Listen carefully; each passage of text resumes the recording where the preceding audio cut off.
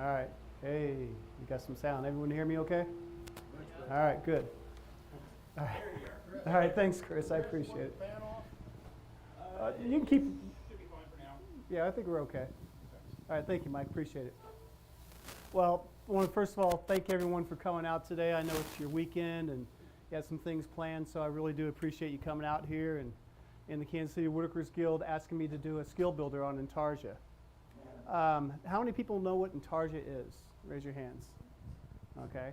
Some of us, we're still need to learn on it. So basically, Intarsia, a lot of Intarsia was done in the 15th century. All right, it was done in Italy. And in the churches and the choir stalls, they had, on the back of the choir stalls where the monks, I guess, used to sing and everything, they used to have a picture of a saint on there, like Saint Sebastian.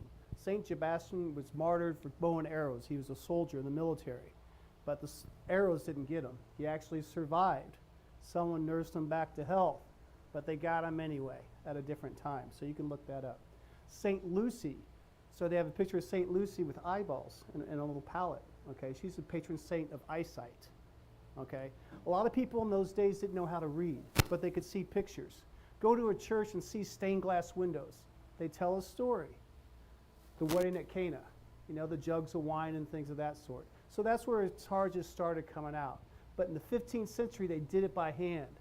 They had a long pole with a knife on it, and they put that pole on their shoulder, and they pulled the knife through to make their cuts. And they used different color woods. In the 17th century, they started coming up with marquetry. Marquetry is when they started using woods like maybe 1/8 inch thick and stacked cut them, okay? And when you stack cut like 6 to 8 pieces, you have 6 to 8 panels done. So your time in production moved along. It went quicker and faster. So Intarsia went out, marquetry came in. Well, guess what? We now have electricity. We have a scroll saw that can cut our woods. We have sanders that can sculpt the woods for us. All right? So that's a little history of Intarsia. Anybody have any questions on that? No? All right. Design. There's a lot of ways to come up with designs. I myself like to take a picture, like at a church or a museum, and you know those great big oil paintings they have, right? Well, I'm the guy who's taking a picture of the picture frame. Because if you look at the picture frame, you will see ornamental artwork. And that ornamental artwork is scroll saw work. So, and then when people are looking at me kind of strange, then I'll take a picture of the big painting, you know. So what I do after that is I have a Samsung phone, okay?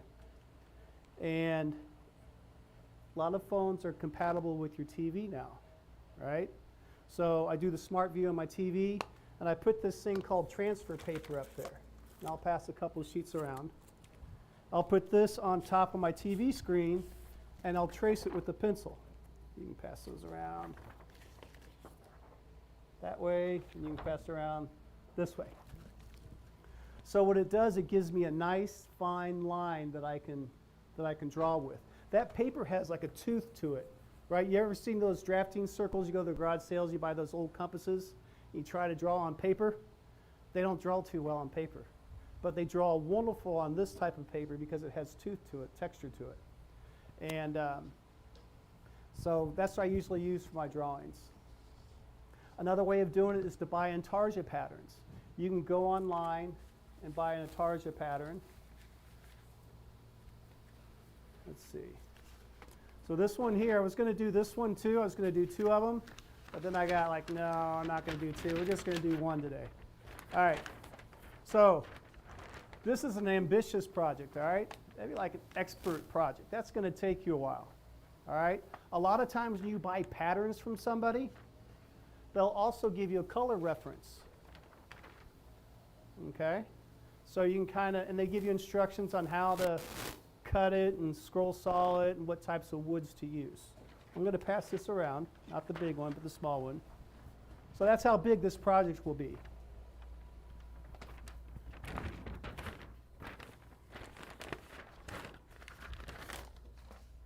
Another way is if you go to Woodcraft or Rockler or any of the other sites, you can buy books.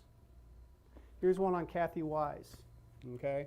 Kathy Wise does an excellent job on her books and her projects in here. There's beginners to intermediate to advanced on here. Judy Gale Roberts. She's also another good artist, Intarsia artist. That's where I did my first piece from. It's a little pelican, about this tall. The only thing I had was a scroll saw and a Dremel. That little sanding drum right there. That's what used to do it. But any time of woodworking we do, we always try to improve. We always try to get better. How can we do it quicker, faster, and efficiently without taking away quality? So that's the goal. Do not take away quality. Always try to put the best you can into what you're making. So after that little pelican, still with that little tool, this little sanding drum, pass that around. Excuse me, sir, I'm going to get over here for you. Sorry. This little deer right here was my second project. Now this drawing came from a Disney book, how to draw animals and stuff, how to do their artwork. And that was done with a scroll saw and a Dremel tool. Does everyone know what a Dremel is? Those small little rotary tools. My son and I, my son's here back there, Joe. He was helping me, we were straightening out a garage and donating some things. And I had 3 of my Dremels, 1 for my lawnmower and 2 for Intarsia. And we think they got donated. Oh well, someone can use them. Anyway, so I don't have my Dremel with me today. But that's all the tools you need. You don't need all of this. But I'm showing you ways of how I started and ways how you can compress and find your own style of doing it. Okay? And then the third one, my last one with the Dremel, was that fireplace bellow. That 96-piece fireplace bellow. It's a 15th century Spanish fireplace bellow. And then I started learning about inflatable drums and things of that sort. Are there any questions? Huh?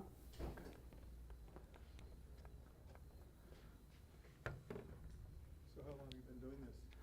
About 25 years. So the first one we had, so thank you for bringing that up. The first one we did, we also did a class on this a long time ago. It's the fleur-de-lis. This was done in 2003. So about 22 years ago, at least when we taught our class. I'm going to set the timer, so when it goes off, we start cutting. This one here has 3 different colors. Has cherry, walnut. Now this is cherry. This is red heart, and this is walnut. After time, woods fade. They change. They turn to a kind of monotone color, which is fine.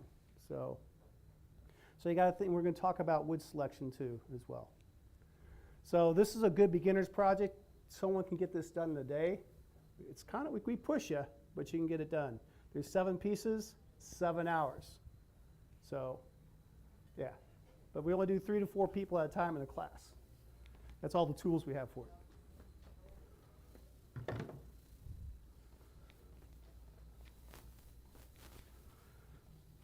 Any questions? No? Wow.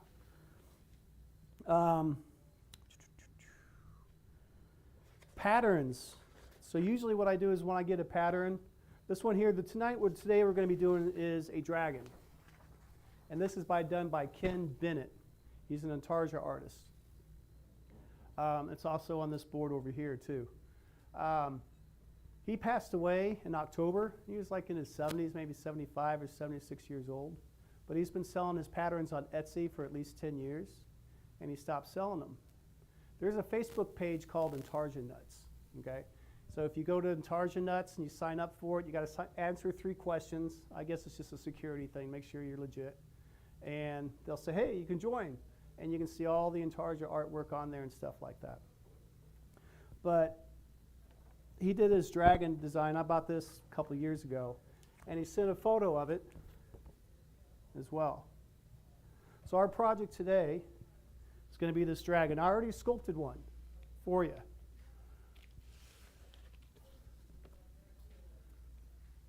All right, it's made from walnut, cherry, basswood, and Paduke. Okay? So I'm going to show you today how we're going to cut those pieces, how we sculpt them to get this form. You do not have to sand or sculpt this deep. That's just my preference. Because the more you sculpt the wood, the more the grain shows, And when you hang this up on your wall at night and the lamp's hitting it, you have a shadow. And that shadow will hit the wood and also your wall. Looks pretty cool, actually. Now, the second dragon is just cut out. Since we only have a certain amount of time today, so what we're going to do is we're going to start sculpting this dragon today. All right, it's the different color woods. All right, we have Padauk, mahogany, walnut, basswood. All right, I'm going to start off with this jawbone right here, and then you guys will decide which ones you want to see sculpted. You know, hey, I want to see the horn done or the fin or whatever. So if you have any questions, we'll hit it on track. Some Intarsia projects can be small. This one has 70 pieces in it. This here's a rooster. Has 15 different color types of woods in it. So if you're wondering what to do with all those scraps of wood, how many people have scraps of wood at home?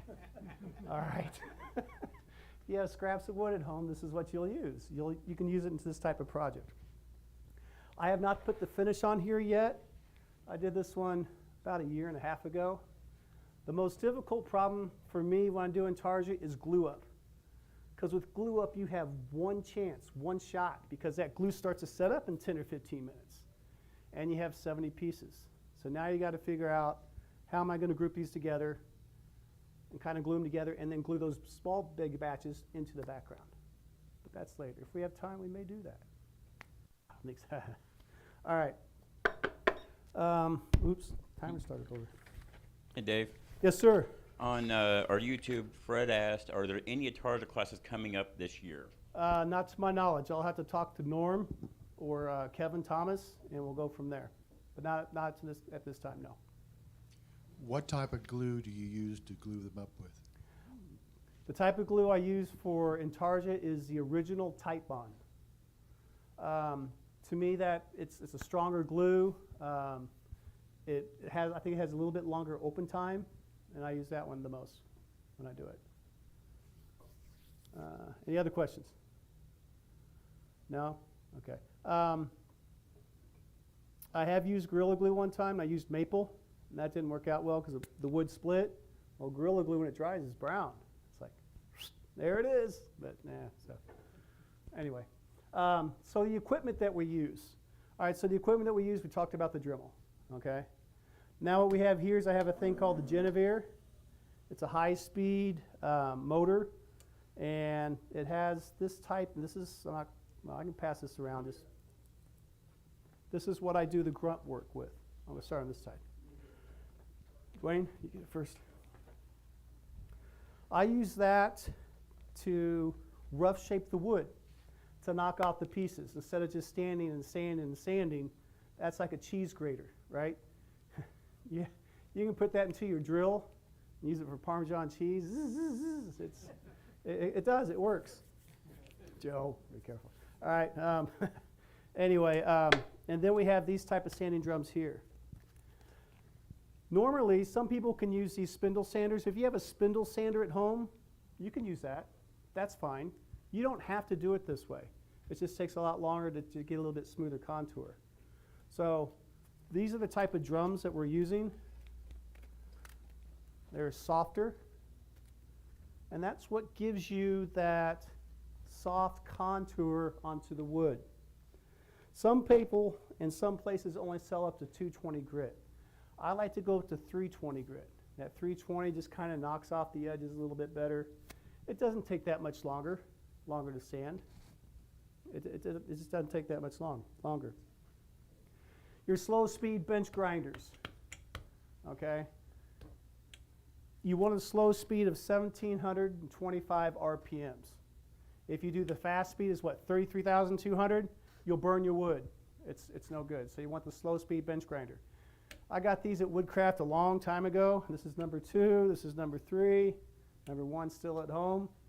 And they were $89 back then. I don't know what they cost now. But they've held up for a long time. So that's why I numbered them to see how long they last. And they're doing pretty good. You can get these type of sleeves from Judy Gail Roberts. She sells this kit. And also, you can get them from Seiko, S-E-Y-C-O. Hey, Chris, if I send you this information, can you send it out? Okay. I have the websites and things on the back of, like, you know, Intarsia Nuts Facebook, Kathy Wise, Judy Gale Roberts, Bruce Worthington, and the Flex Drum Sanding Kit.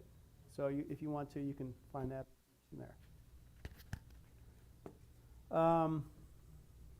Dust collection. Have some type of dust collection when you're doing Intarsia. Even if you're doing the Dremel.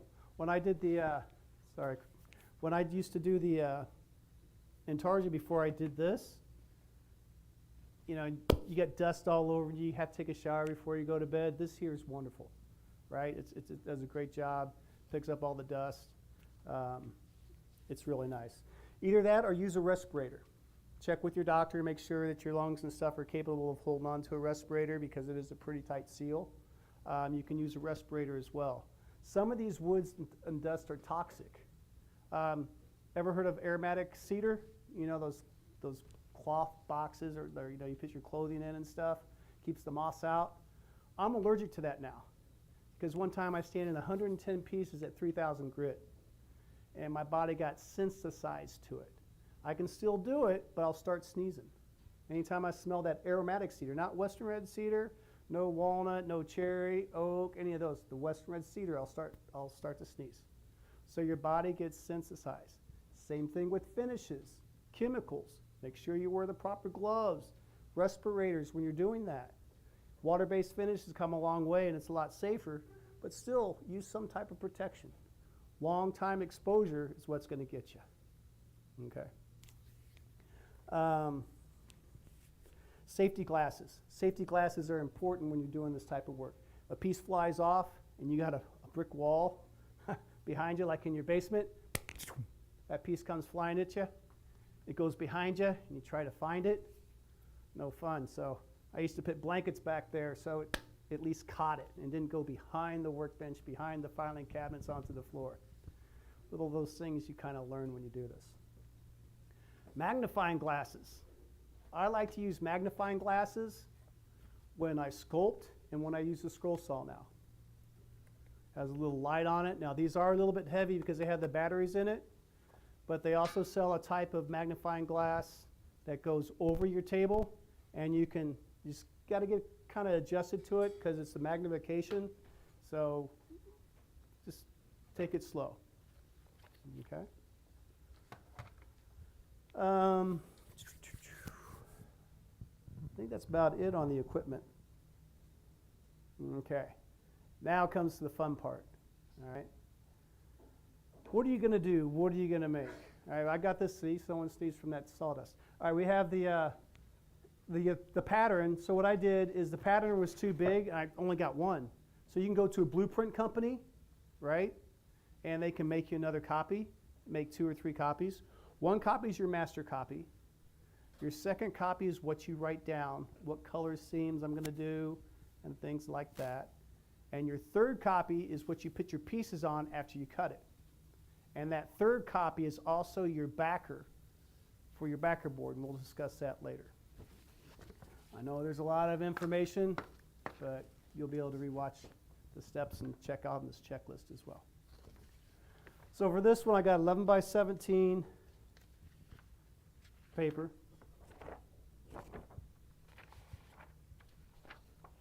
I got the top part and the bottom part. I went to the UPS store and then I taped them together. Okay. Then after you tape them together, you have something like this. Okay. Back here, though, it's overlapped. I'm not going to like that overlap, especially when I start cutting my wood. So what you need to do, get done with this here.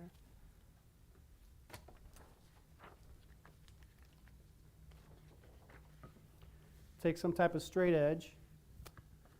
I'm going to cut these 2 pieces like this. First cut's a scoring cut.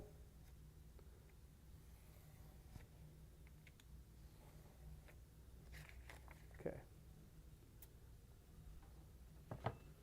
I get rid of that. Get rid of this top piece.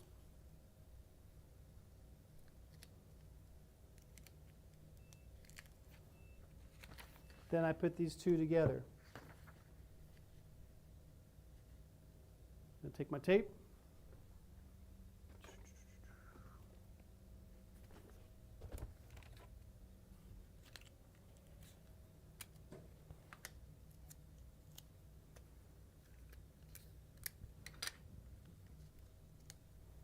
And then I take a long piece of tape.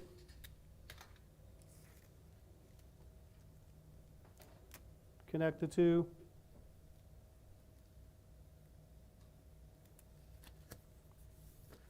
Now we have one pattern. Now I'm going to break it down and put it on MDF. Now I've been doing this a different way now. When I do Intarsia, I used to cut out the pattern and put on the wood, but now I do it completely different.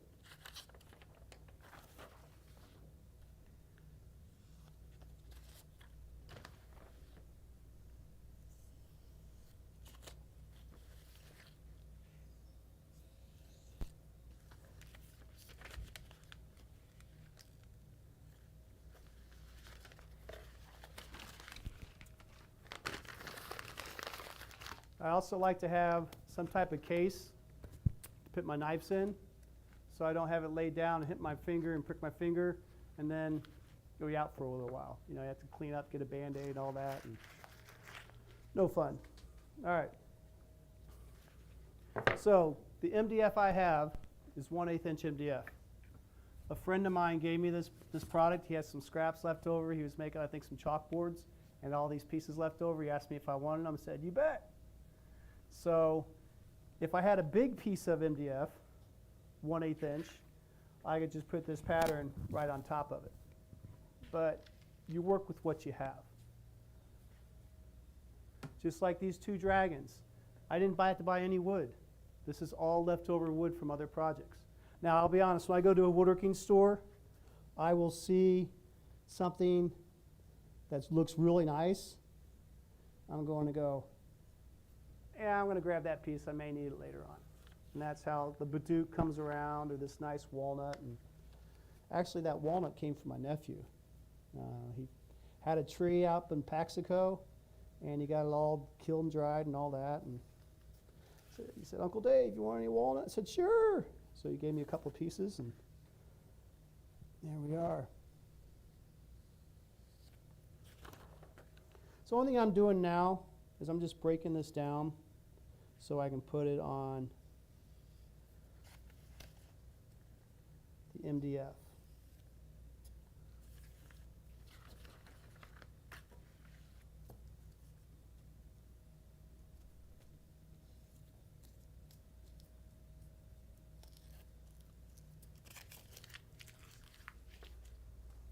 Now what we have is we have some self-adhesive spray.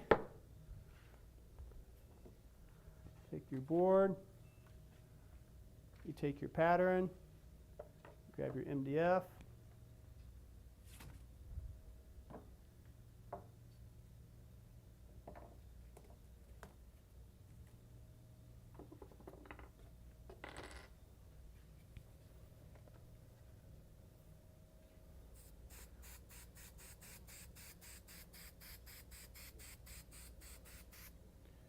now,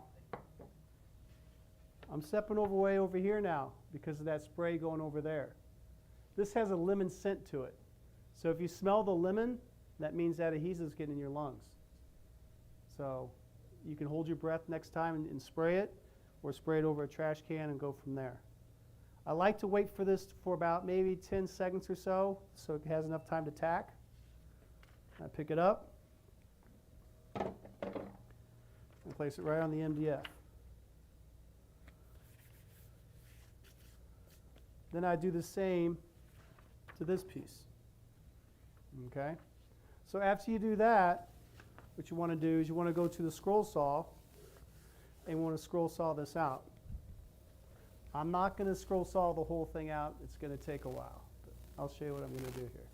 This here is a number 5 blade, and I'll talk a little bit more about scroll saw blades when we start cutting the pieces out. The scroll saw. Let's talk about the scroll saw real quick. That timer's going to go off any minute. Scroll saw, what I have here is a kill switch. So if I were to happen to fall or something like that, or pass out or whatever it may be, the saw will stop when you fall down. We've known a couple of woodworkers that's happened to. It's a safety switch. Okay. Another thing about the scroll saw is, I can't do it. I'm stepping on over here. And go really fast. You don't have to cut that fast. You should never cut that fast. It can go this slow. I've known scroll sawers who cut this slow, and that's how they want to cut. It's relaxing. It's actually quite fun. The scroll saw is one of those tools that's underappreciated. It can do a lot of things. It can build clocks. It can do fret work. It can do Intarsia. It can do marquetry. It can, you can cut dovetails for you as well. Cut out the waste work. It's a great tool to use. I have mine since 2005, and if mine breaks, I'll probably get another DeWalt. It's just a good tool. It works really well. There's a tensioning on here. Thud, right? Have a higher ting. You want a tension on that blade when you scroll saw. Light's a good source to have. A little dust collection port, which does not dust collection. It blows the shavings out of the way where you're cutting, so you can see your line. It automatically does that. Does anybody have any questions on the scroll saw? How many people have a scroll saw? Okay, almost half, almost half. Well, guess what? We got 5 more over there. So if you ever want to do scroll saw work, George Rexroad, he's been in charge of the scroll saw special interest group at the Guild. And they get together on the second Wednesday of the month. And the reason why we kind of set it up on the second Wednesday is when you guys get a project done, you can bring it to show and tell on the Guild meeting that we have here on the third Wednesday. But George is in charge of the scroll saw special interest group. If you have any questions of how to do scroll sawing, they're there. You can work on a project. People are there to help you out. So it's a great way to know about other people working with scroll saws. Let's cut a few pieces real quick. Another thing about this kill switch is I don't have to turn on and off my switch after every cut. Right? I just cut and I just keep moving, take my foot off. Grab my magnifiers. You want to look cool, get these magnifiers. You look cool. It's good stuff. All right. I hear someone laughing back there. All right, so I'm going into it. Check the tension a little bit more. All right.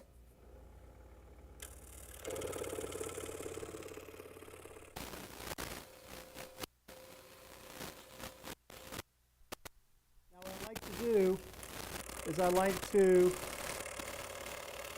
cut out this pattern like a silhouette.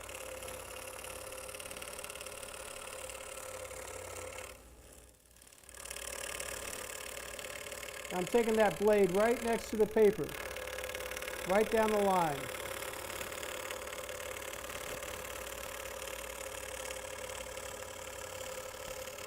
Actually, I want to go over here.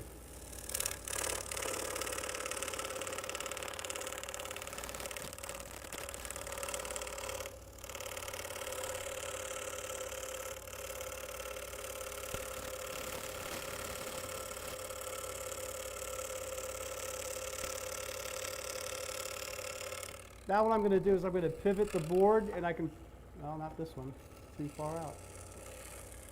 Okay, there we go.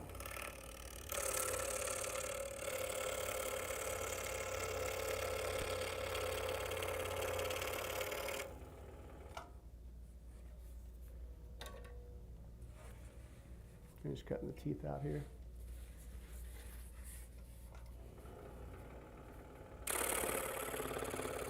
I'm going to make this a little bit shorter.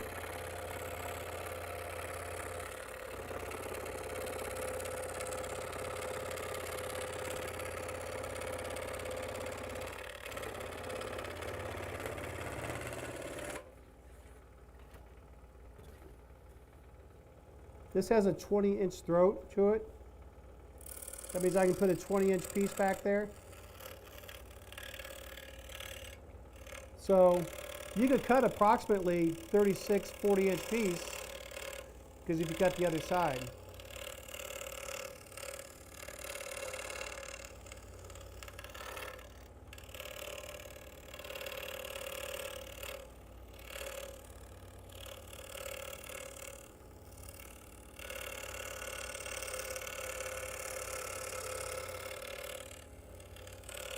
So I will do that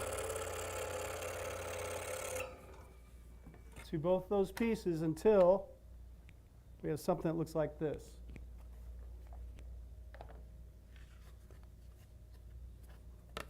Okay, so I'll have this piece cut out and this piece cut out.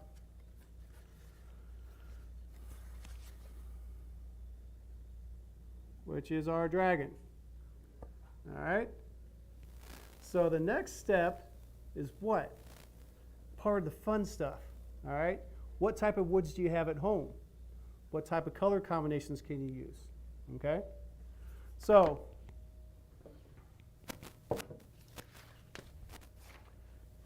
what would you like to do for the, because we're doing another one. We're doing this one right here.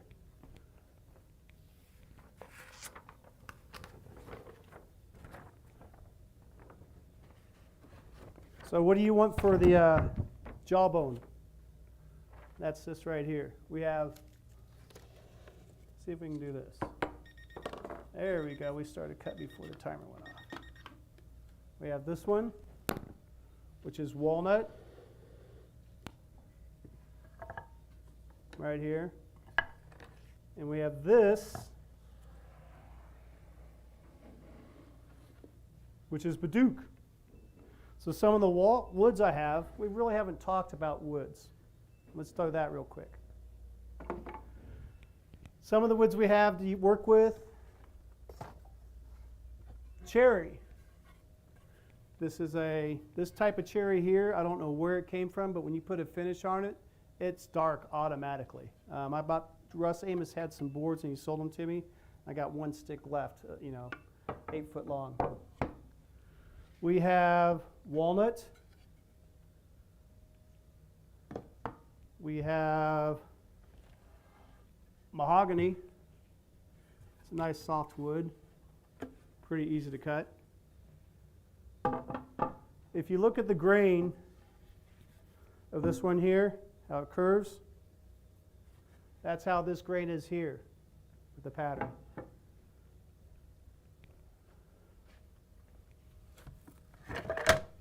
Maples, you got fiddleback maple, okay? Whenever you're starting to use exotics, only use about 20% of exotics in your product. You don't want it all fancy, but you want enough to accent your pieces, okay? We also have a type of quilted maple. That'll look nice on top of something. Lacewood.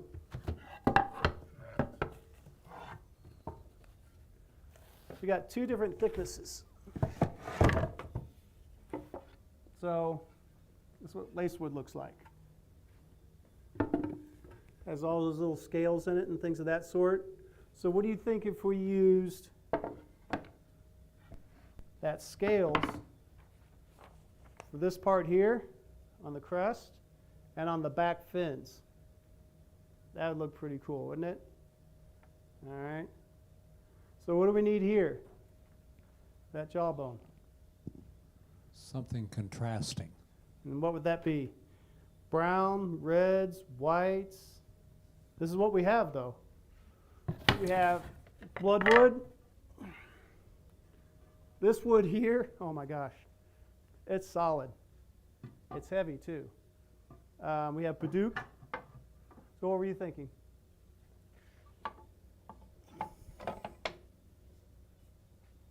Like that? Okay.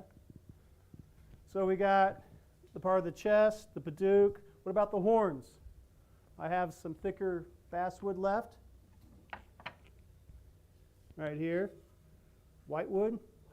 White. All right, so what we have then is we have white here for the horns. We have Baduke, which is a bright dark red. Well, not bright, it's this one right here. And then we have Lacewood, which is kind of orange here. So white, red, golden, and we'll take it from there. Now I'm not going to put all these on the wood, but I'm going to show you kind of the process of how we're going to do it. So what I'm going to do is I'm going to go ahead and take 1, 2, 3, 4, and 5. I'm going to cut that out of the MDF, and I'm going to show you how I put it onto the lacewood. Okay? And then after I put it on the lacewood, I'll cut a few pieces out to show you what it's going to look like here. And then we'll start sculpting. Okay? Any questions? Yes, sir. Do you ever use dyes or are you a purist? The question? Dyes. Do you ever use dyes or are you a purist? Yeah, so using dyes, or I'm a purist, I like to try to use the natural wood as much as possible. The reason being is the only thing I will change the dye with is I'll cheat when I do the eye. And when I do the eye, you know, you have the eyeball here and the white part there, and, or you know, the two parts around the iris. I will take that circle and I'll put a black Sharpie to it. And then I'll put high gloss finish on that eye, that black Sharpie. So that way there, I don't have to try to cut a perfect circle to match it. Whatever I cut is going to match up. It's going to line up. To answer your question, that's the only dyes I use. Now sometimes I use orange shellac to enhance the color a little bit, but I don't use stains now. You can, I just prefer to use the natural colors. Yes? Does it matter on a project like this whether it's a combination of hard and soft woods? No, it doesn't matter. You can use whatever wood you want. Normally, that's a good question. The question was using light woods and dark woods, or harder woods. Western red cedar back in 1988 to 1990 was the type of wood Judy Gill Roberts used a lot, because that Western red cedar they used for fences, I believe, the type of cedar they used, had different types of color tones. They had lights, darks, a little more reddish color to them, and you can kind of put your pattern on top of that for your color contrast. Nice thing about cedar is a lot easier to cut, real smooth, not hard to cut. Alder's a soft wood. Aspen, basswood, soft maple, mahogany is a pretty soft wood.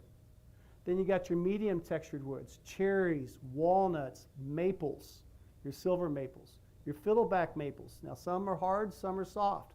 Silver maple's a lot easier to cut. As a matter of fact, I believe it's out of every 200 maple trees is when you get fiddleback on a tree. Now how that happens, I'm not sure, but about 1 out of 200 trees get fiddleback maple on it. Now the hardwood you're talking about, those are the exotic woods. Those are like babinga, Paduke. Paduke's a pretty hard wood. Cardinal wood, wingy, those are really hard to cut. And that brings me up to the next point. Thank you for bringing that out.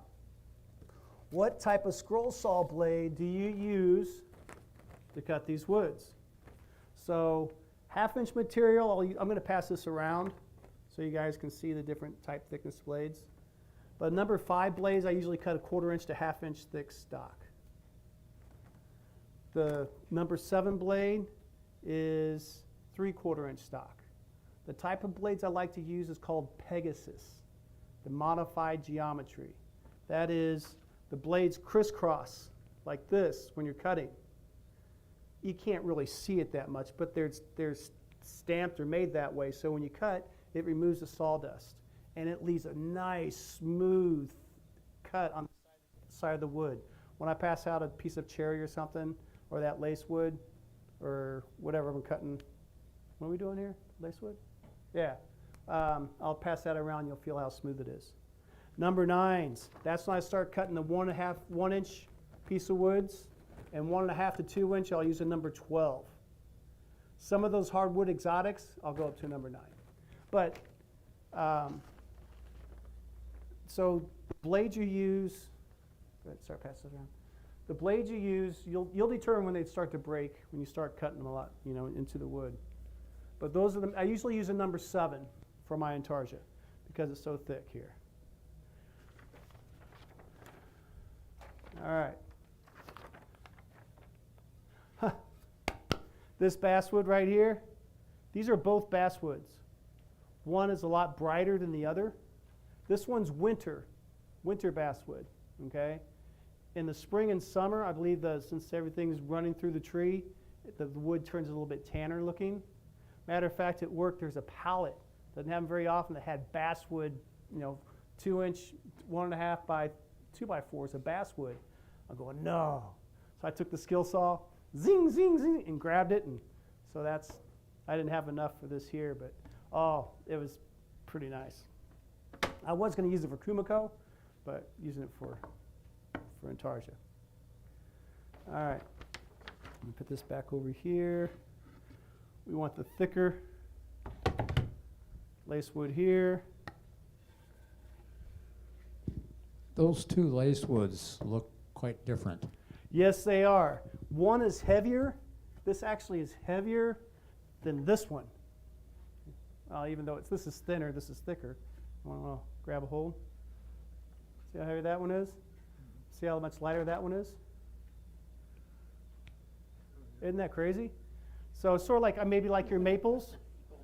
Just be careful, don't get splinters on that stuff. Like silver maple and hard maple. Silver maple's a lot softer, right? Hard maple's a lot, it's more dense. So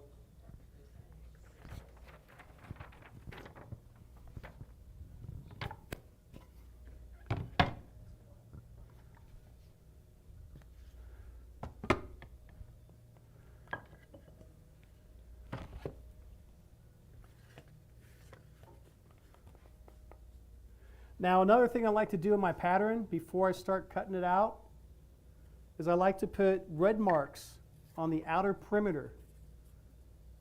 That is, on my pattern, I put red marks here, so I don't have to worry about cutting that. I don't have to be that precise. I can be off and no one's going to know. It's not a joint cut. It's not going to be joint. So that's the reason why I have red lines through it. I'm only going to cut this one here out and show you how I put it on wood. Okay? So I put my color scheme on here, lace wood.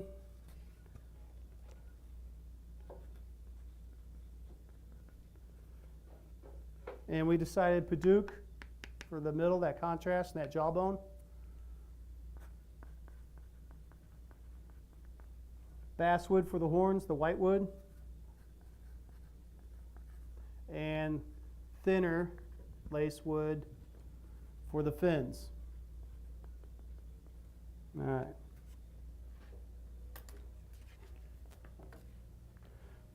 So I still got my number 5 blade in there. I got my game plan down. And I did this to all my, I did this to all my pieces, okay?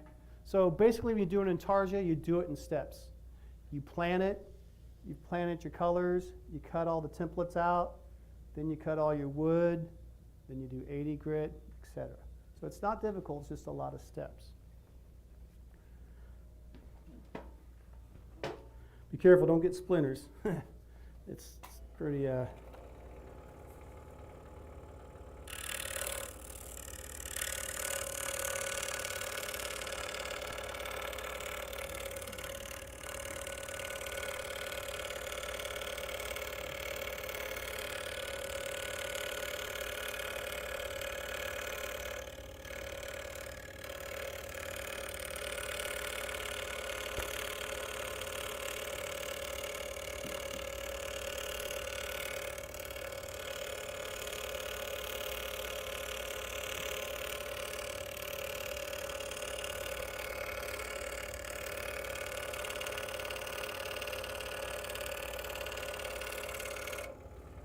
now, Were you going right down the middle of the line there? the question was I going right down the middle of the line? Yes. But if I went off the line, it's okay. Because this piece is going to match that piece if I cut this pattern up. When I take the pattern off, no one's going to know. So that's another reason why I like using this MDF. We do this here also with marquetry. Marquetry is when you do thin layers of veneer. And let's say I did a piece, I lost a piece, right? We never lose pieces in marquetry. No. But you have this cartoon cut out, this piece of poster board, and you make another stack of veneers and you put this on top of your packet and you cut it out. That's what I'm doing with Intarsia. It fits, it works, and I'm going to show you how we're gonna do that. So, where'd that lace wood go? All right. Yes, sir. Yes, sir. Question for you. Uh, I noticed your table on your saw is tilted a bit. Are you trying to cut at an angle, or are you actually cutting Ooh, straight you up know and what? down? That's a good point, and thank you for bringing that to my attention. So no, what we want to do is we want to use a square to check that fence. Good eye. So the question was, the table was, The question is, the table is, I noticed it seems to be cocked at an angle. Is the blade cutting at a true 90 degree, or are you trying That's to what we're gonna cut check out, at an yeah. angle for a fit? Nope, that is not what I wanted to do. I made a mistake. It's in your holster. Huh? Your holster. Yeah, but I got a smaller one too. I got like a 2-inch one. Where'd it go?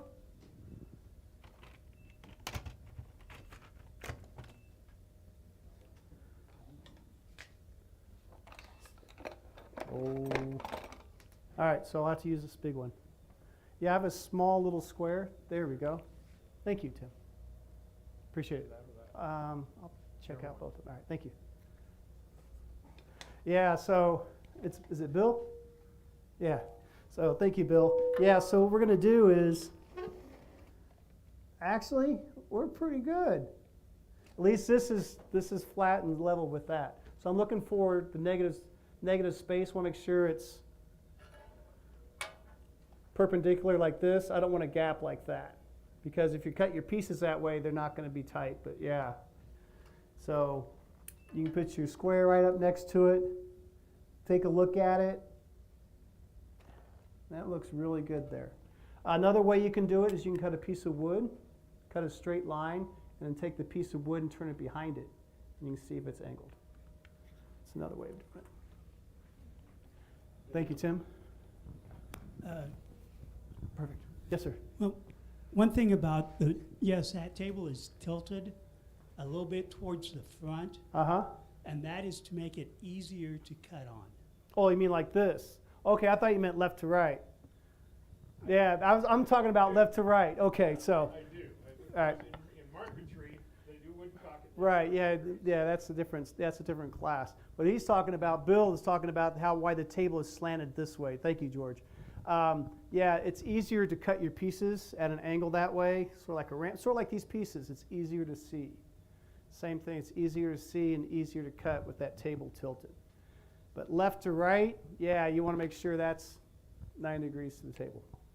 David, on your, Yes, sir. you talked about colors, and that piece over there, you showed us at the class in the meeting, Right, the difference in the colors after 20 years. right. Do you ever take that into consideration when you're starting out? Like that Paducah is going to turn real dark. Yeah, that Paducah will turn into like a milk chocolate bar.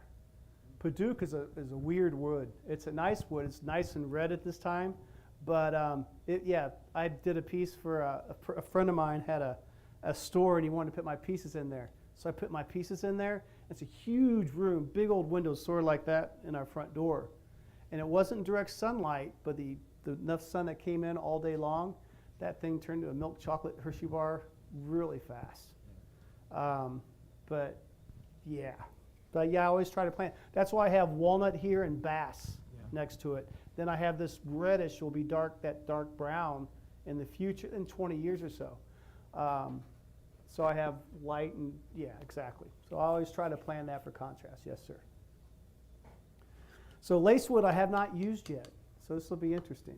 We'll see how it turns out. So basically what I'm going to do, since this grain is kind of looks like a leopard skin, I'm just going to go like that. I don't really need to change any direction of it. See, we got more pencils. These are busted. You know, I buy these big old cases of pencils, right? Get like a 12-pack at one of those big box stores. I won't say which one, for like $6, right? They must have dropped that pallet. I kid you not, because the lead keeps on breaking on you. One of my rants there, like, really? Come on. So anyway, it's all over now. Okay. So what I'm going to do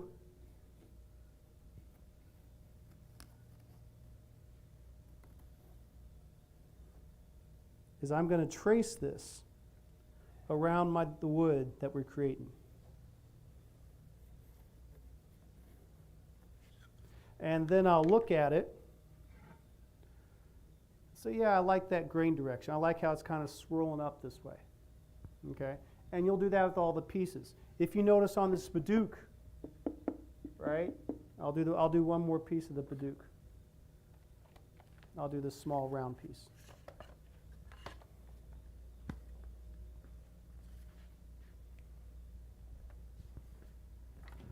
So you get a better idea. You'll be able to see that pencil line better.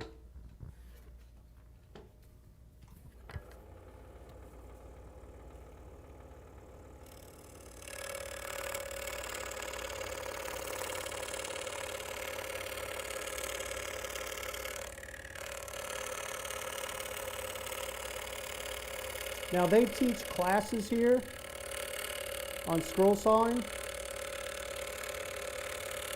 And George Rexroad teaches those on a Saturday, I believe. How often do you do that, George? Well, there's one this next weekend, Next weekend? and then there's one in July. And how many people are in that class? 4 people. All right. So if you want to learn how to use the scroll saw and make cuts and make your tight turns and points and pivots, it's a good class to sign up. Is it the class full on both of Yes. them? Okay. Probably. So you can check it out on the Guild. It's on Tuesdays. That flyer usually goes out. And Tuesday, was it 7 o'clock they post those? Yes. So first come, first serve on those classes. It gives everyone a chance to sign up for classes. So you don't know what classes are going to be on there until Tuesday at 7. Yes? David, the 1/8 inch MDF that you're cutting out that you're holding in your right hand, Yes, sir. and when you're all done with this, Mm-hmm. is that reusable? All those pieces reusable? Absolutely, you can reuse it again. That's so yes, to answer your question, you can reuse those again. Yeah, you can. But let me show you this on the Badook real quick too. So I got a white pencil here.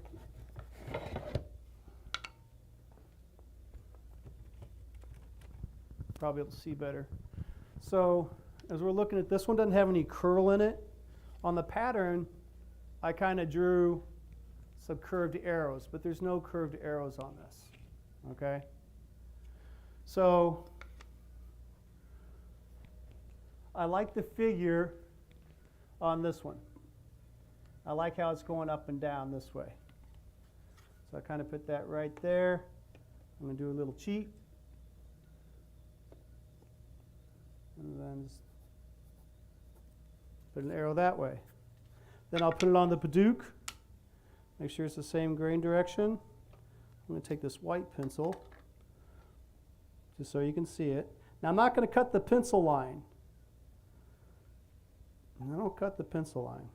I just put the pencil line around the wood to see if I like that grain direction. And I like that. So when I put it in there, that grain direction is going to go this way toward the jaw of these teeth. Does that make sense? I don't know if you can see that or not. All right. So our next step. This green tape, John Tagler. Do you have any more of this left, George? That's all gone. It's my last roll. This stuff is a double-faced tape. It's green. It's thin. They don't make it anymore. But there's other products out there that you can use. But what I like to do is I take the tape and I put it on the MDF.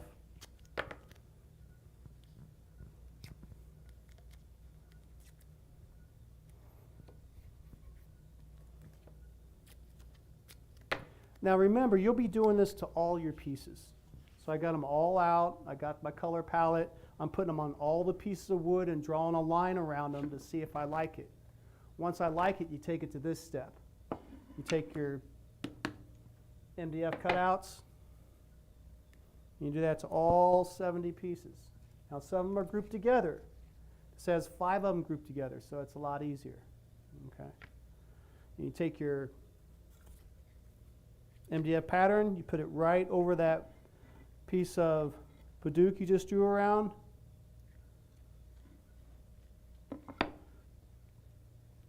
And that's it. You start cutting.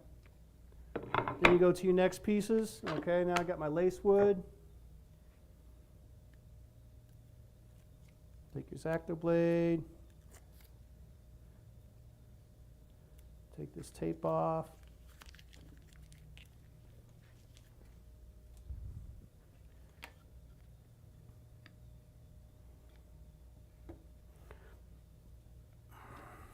Now, one thing you need to make sure of though is you have tape on each piece, because if you don't and you're cutting it, they'll come loose on you and it's a pain. It's no fun.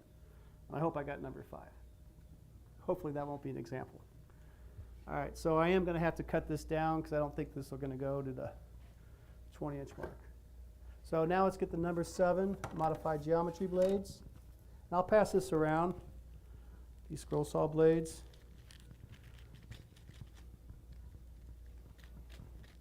Now when you get scroll saw blades, come on, I got a little story. When these first started coming out, there you go, Tim. Pass these. When those scroll saw blades first started coming out, they cost $2.70. They're a good blade, so they keep on upping the price. They're like $6.79 a pack now. It's like, oh, are you kidding me? Now that's been about 10 years, but this little gadget I made with the pipe, drilled a hole, took a metal cutting blade, hacksaw blade, so now I can go in here underneath the table and change them out. The thing about the scroll saw blades you're using, make sure they're reverse tooth.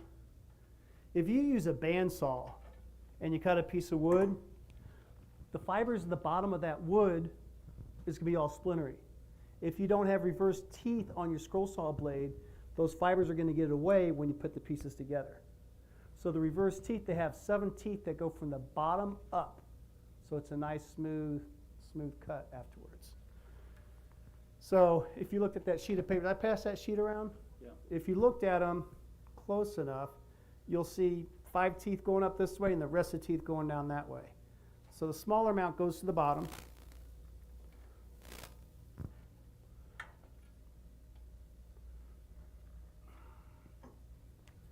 Okay.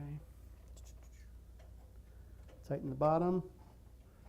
Then I undo the top again, and I retighten it again. That's just me. All right.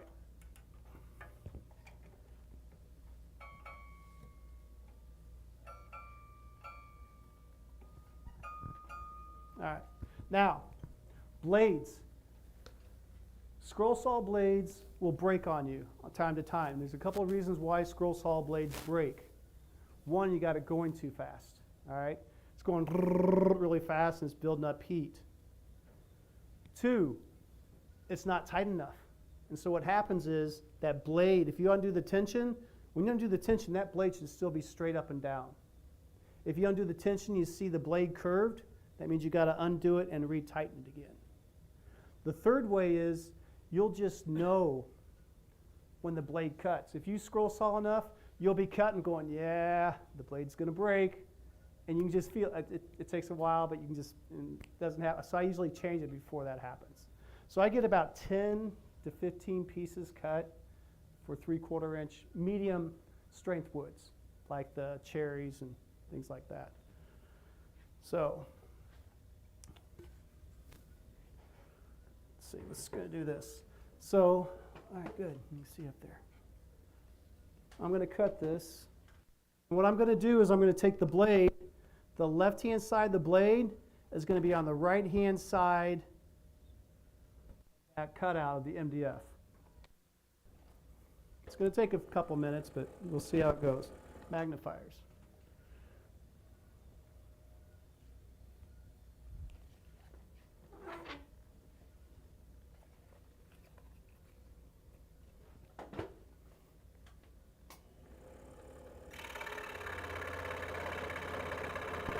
So far, so good. Now I'm letting the blade cut the wood. I'm not trying to force it fast or go really quick. This is supposed to be fun and relaxing.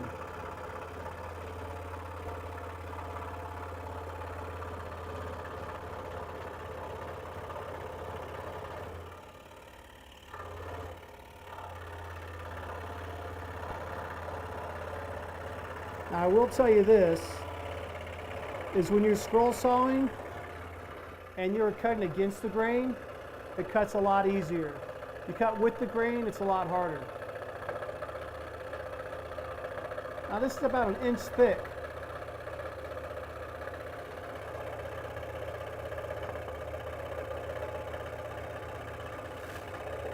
When I get to the end of my cut, I like to slow it down and then make my cut.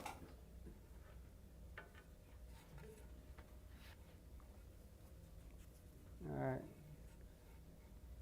So now I have a manageable piece. That's not too bad. This is a kind of a coarse wood, but it's usually smoother than that on cherry. It's not too bad. It's all right, this lace wood. I'm going to cut a piece of cherry and I'm going to pass that smooth piece around. I'll find something for you. All right. So this one here with the red marks going out, I don't have to worry about those lines. But here, I got to be concerned because that's going to be my joint line for my next piece. Okay?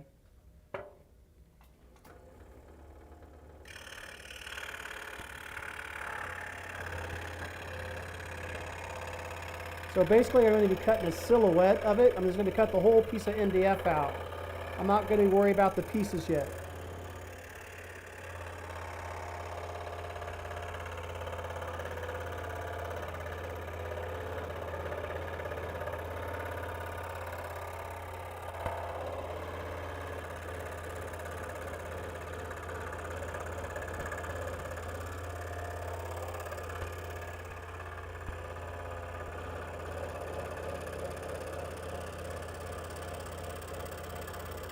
I'm cutting with the grain. It's a little bit harder to cut. That's all right.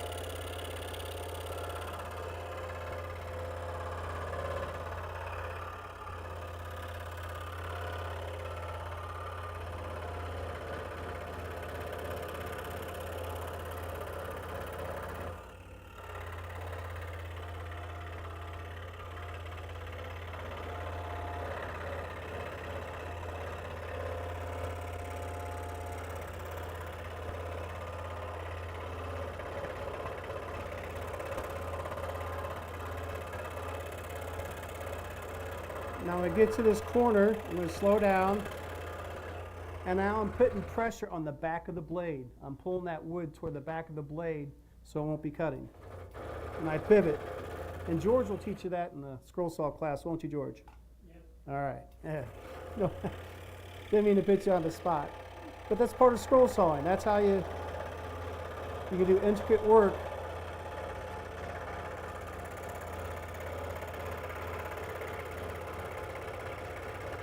Now just think if we're in the 1500s and this by hand.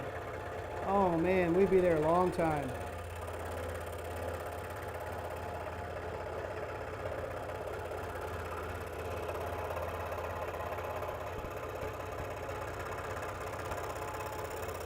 Okay, now I got all these red marks. It's all good.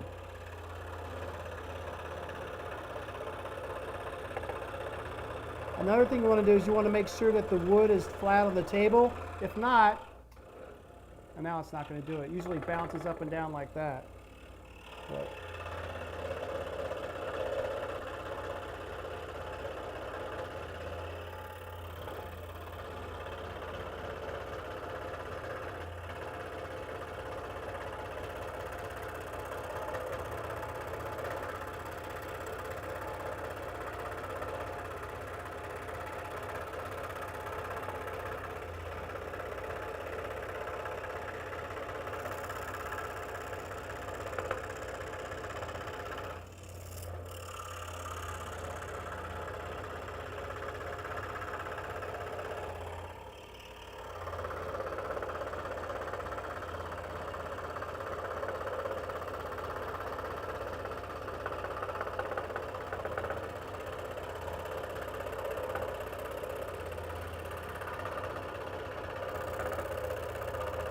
so this will take us about 5 to 7 minutes to cut, right?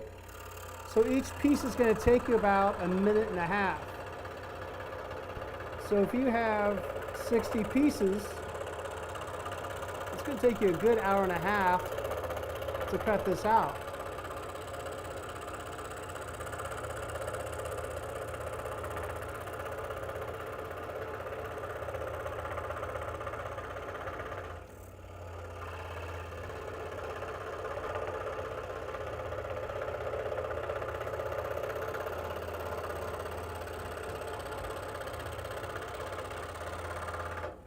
Okay. So, what I like about that Pegasus blade, it doesn't burn the wood. That Pegasus will cut cherry wood and it won't burn. It's just a nice blade. So that's what you want to do to all your pieces. Okay? You'll cut it out like this. All right? Next step is the fun part. Now you get to start cutting individual pieces. Okay? This is called group cutting, where we have the pattern on top, and I can cut 5 at once.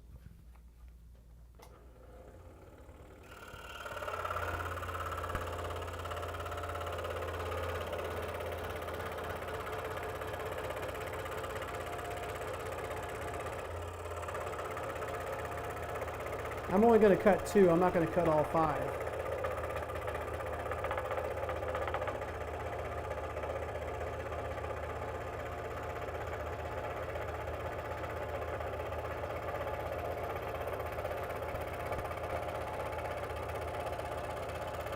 You end your cut, you slow down, you finish out on your cut, and do the next one.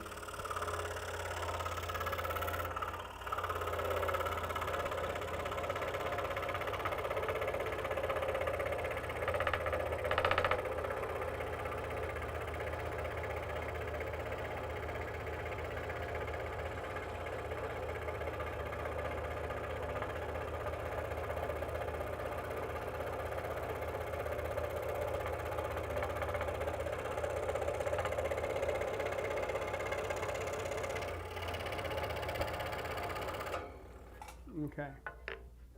So the nice thing, like I said, is now when I take these pieces, I know they all line up. Okay? So then you cut your Paduke out, right? And you cut all the Paduke pieces out. And after you get them all cut out, comes the fun part. Sort of the fun part.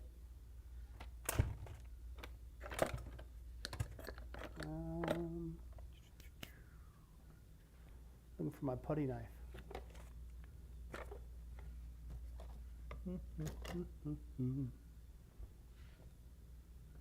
But before you take this MDF off, you need to mark the back of them. So I like to use a waterproof pen. This is a STAEDTLER, Stadler. It's a type of writing pen. I also like to use Uniball, that waterproof, those gel pens, those waterproof, they work well too. Make sure you mark your pieces of your pattern. So if it says 1 right here, I write 1 right down at the bottom. Do the same thing to number 2. Try to put them in the same spot. Okay? The reason being is when you come to like this piece here, 32, 33, 31, 32, they're oval shape, and you can get that upside down when you glue up. It's a pain once you get the glue. Why isn't it fitting? But if I can match that number to my backer board for glue up, it'll fit better. Okay? Be careful numbers like 81, 91, 61, because you turn them upside down, they're 16, 19, and like, ugh. So you have a circle and oval, keep that in mind. Put a line underneath those numbers so you know which the number is. Okay? So you did that to all your pieces. Let's see if this will come off, yeah. You take that off. You put it on your pattern. 2 goes, number 1 goes right there. Number 2 goes here. That's actually going to look pretty nice, that leopard wood. It's going to look really cool. All right, so now we got all the pieces cut. Okay, now comes another fun part. Now you get to sculpt everything. I hope I marked these. We are going to be here a while. All right. Let me put these away for now. Are there any questions? No? Okay.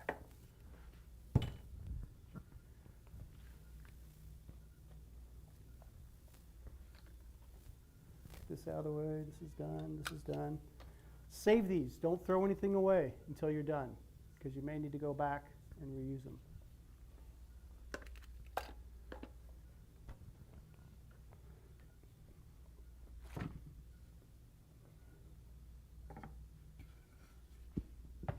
David, how do you determine the thickness of the wood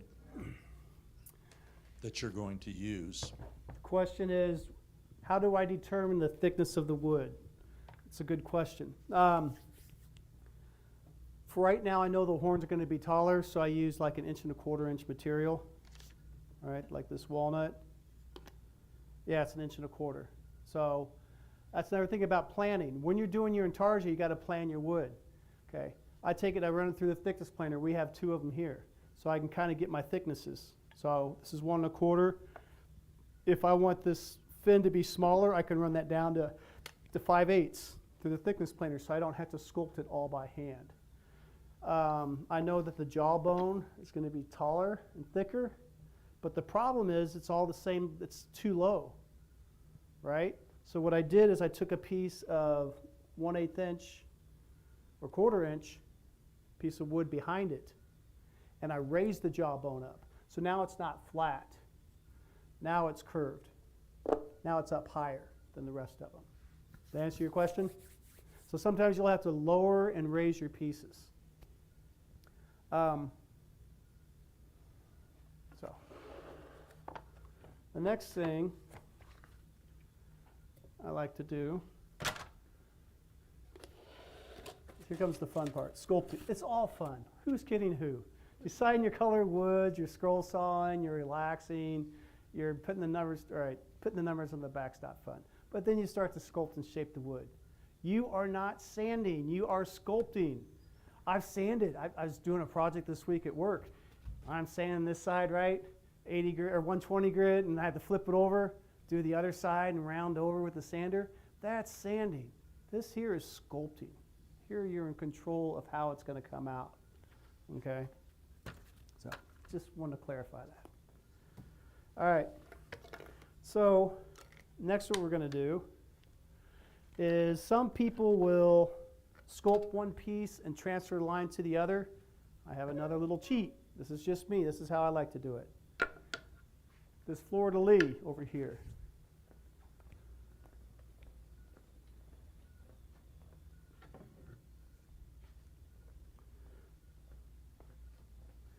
This cherry is 5/8 of an inch. This walnut's 3/4.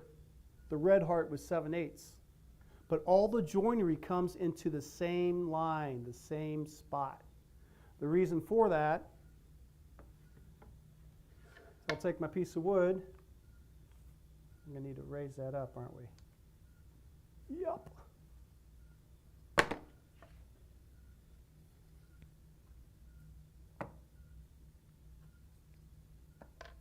What, I didn't mark that one? Yeah. Shame on me. Another reason why you want to do these in a waterproof pen, I did a carousel horse one time, and the pole had cherry walnut, or cherry bass, cherry bass, cherry bass, cherry bass. I put denature alcohol, shellac on it, erased all the pencil numbers off. It's like, oh, you got to be kidding me. But luckily they're all pretty symmetrical, and I cut them, so we got lucky. So waterproof pen, no pencil. So. Man, that Wood Turner's double-faced tape is good stuff. Now you know what? I have a 1/4 inch piece here. So what I'm going to do is I'm going to make a little shim for this. I got a 1/4 inch piece of stock here.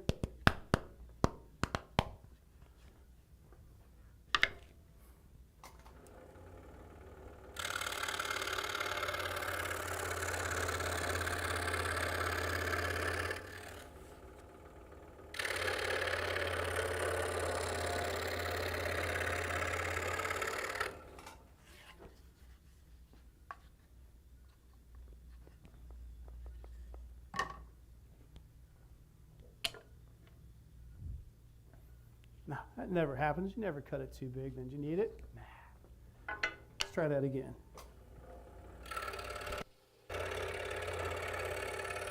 Cut the corners off.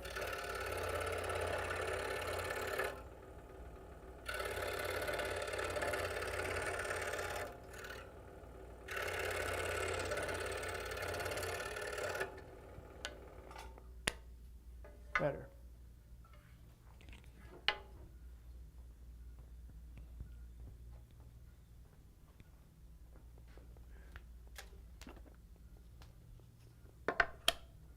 Wood turner's tape. Good stuff. Now you can use any double-faced tape you want. I'm going to eventually glue it to it, this piece to the back. Right now, for a quick fix, I'll use that.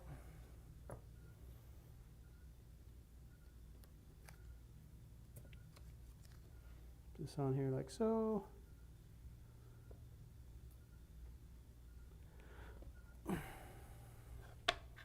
Now what I'll do, I'm going to take this piece. This is about a 1/2 inch thick.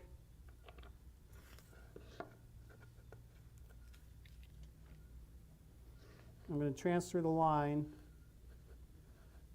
to the Paduke.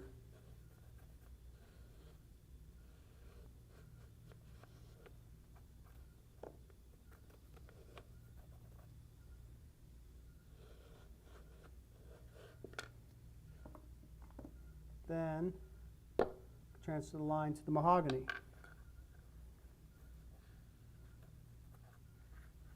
And again, I do this basically to all the pieces.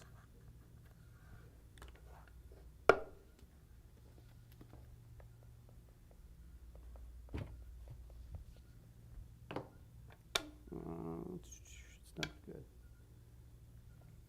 We're going to do the mahogany instead of the Paduke because this is an exotic wood, and I want to make sure no one's allergic to Paduke because of the sensitizing smells to it. So I'm going to go ahead and cut the mahogany pieces instead. So.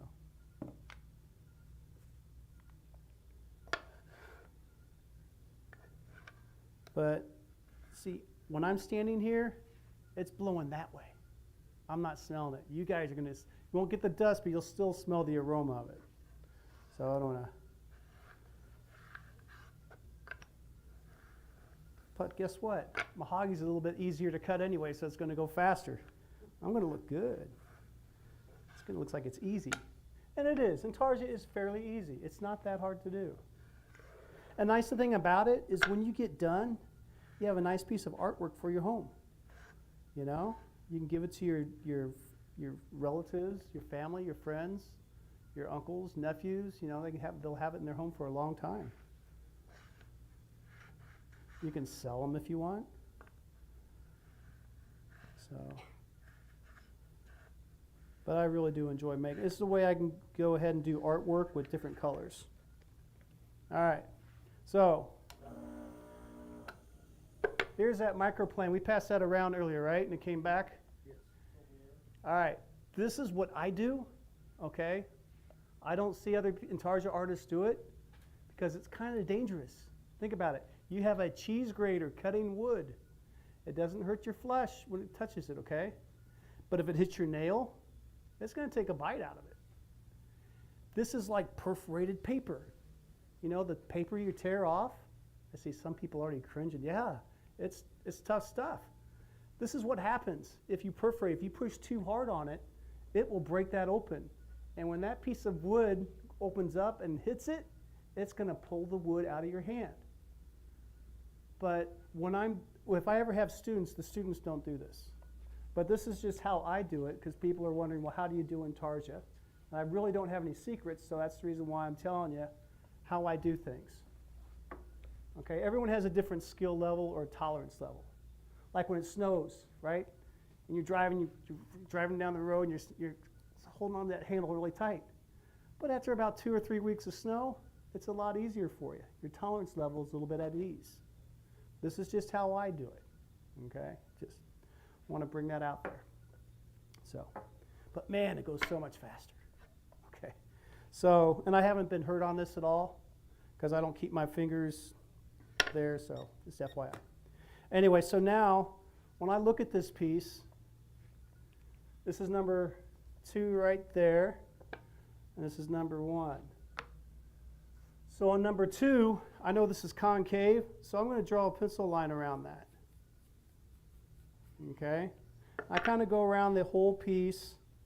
This will be like 3/8 or so. I really want to curve into this curved part down here. I want to sculpt, take more out of here than up on the top. So now I got different depths. Safety shields on there.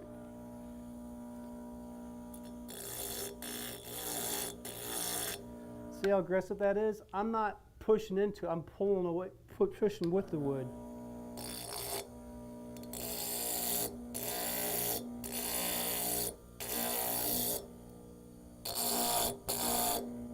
See?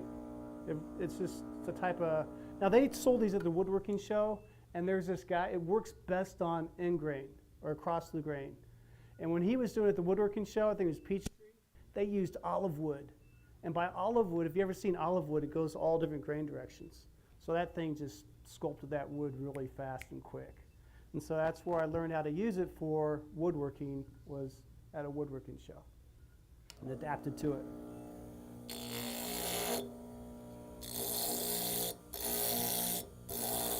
I'm not pushing hard.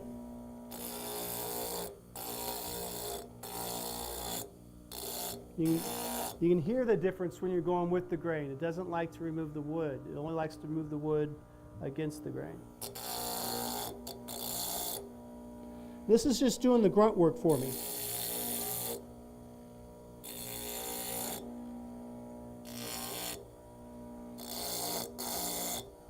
And as you notice, I am pushing with the direction. I'm not pulling against that grater because it's just very aggressive. Okay.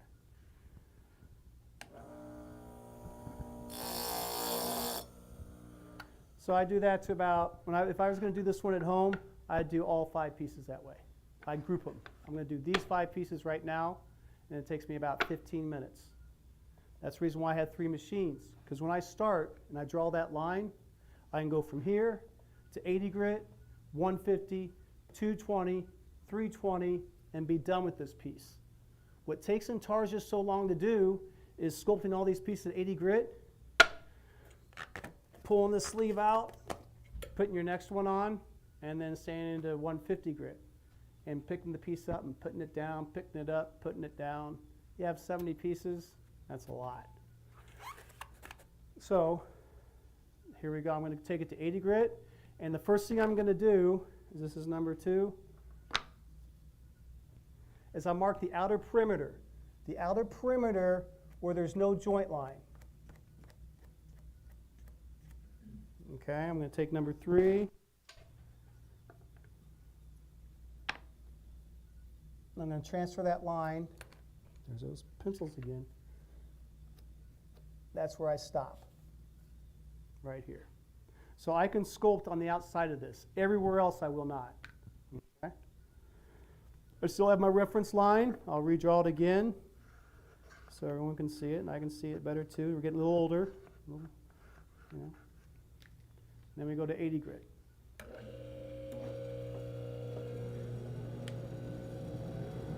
Here we go.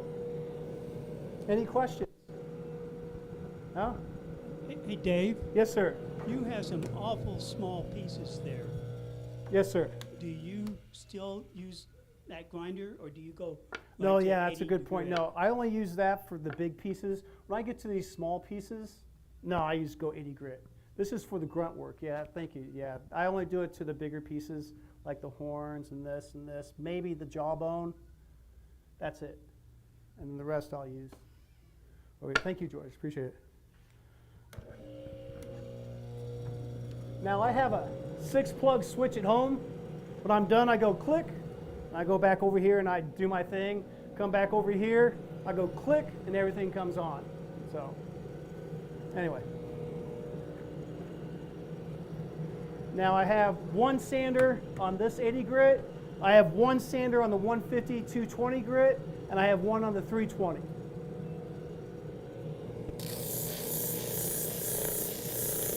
So the first thing you want to do is you want to get close to the line.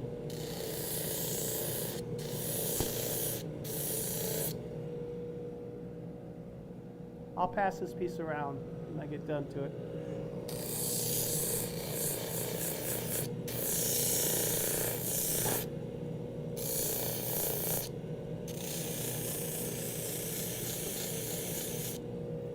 All right, so I kind of went around evenly, right, on all 4 sides. Remember, we have this part here I want to sculpt to, more to the middle. So I can sculpt to there without hitting that pencil line, just by tilting it this way instead of going this way. I'll see how that's done here. I don't know if the cameras can pick up on that or not.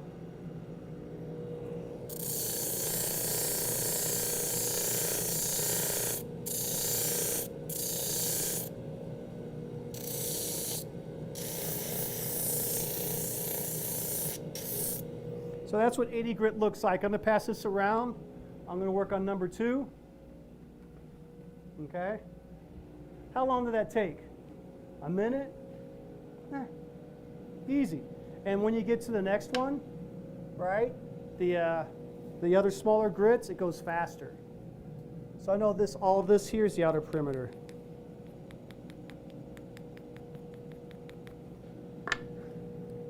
Boom. Marking my reference line.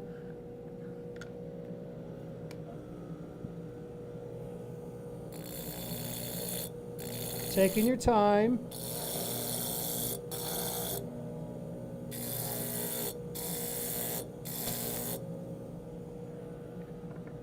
I want to come curving in this direction.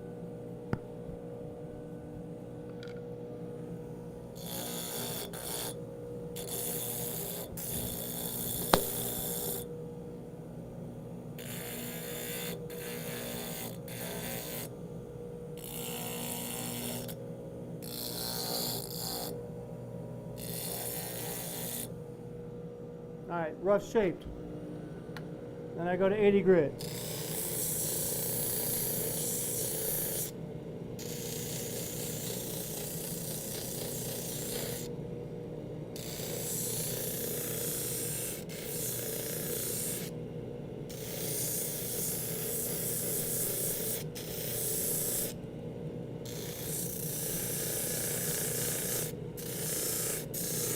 So remember, I want to get that curve in there.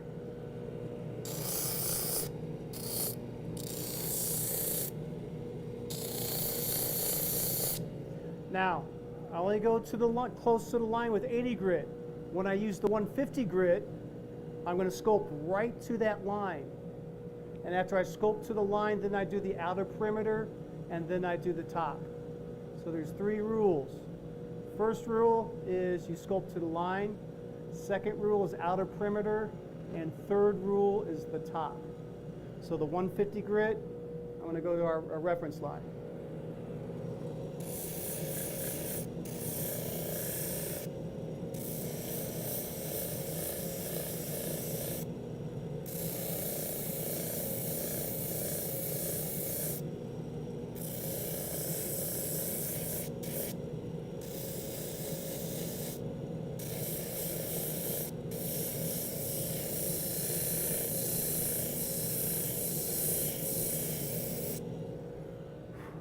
See it?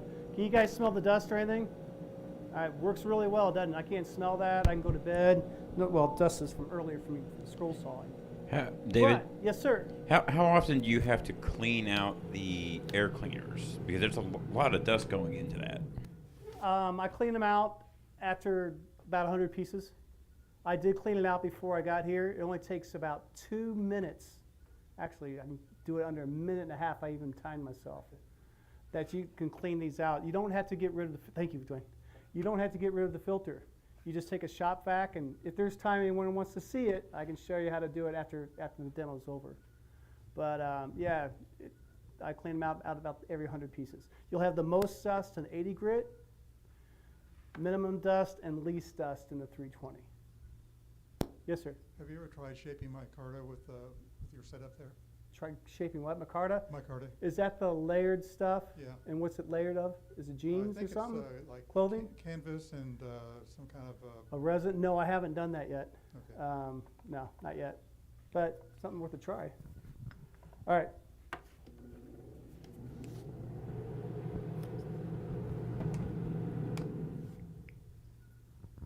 So, scoping right to the line with the 150 grit. The second rule is the outer perimeter. That's where all the pencil lines are. Outer perimeter is where anywhere that air hits it. Okay?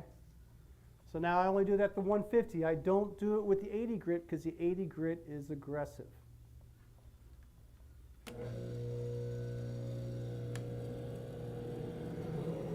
So I sculpt it to the line, outer perimeter.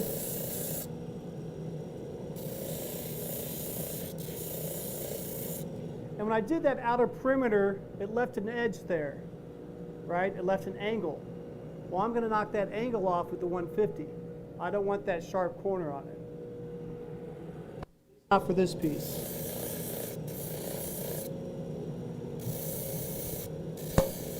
Now 220, that didn't take long at all. Now the 220. The only thing the 220 grid's going to do is remove the sand marks from the 150 grid.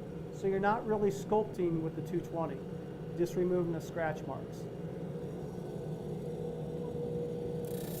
So I sculpt to the line.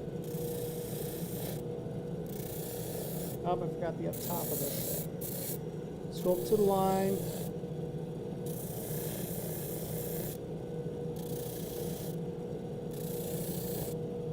Outer perimeter. Then the top.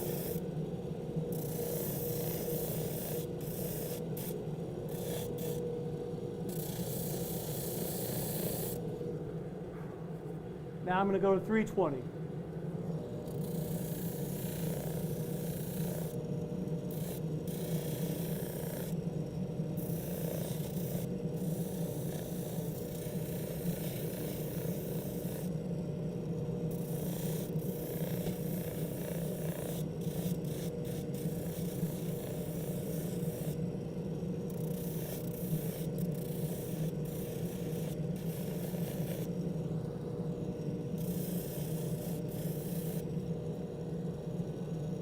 There we go. I'll pass that around.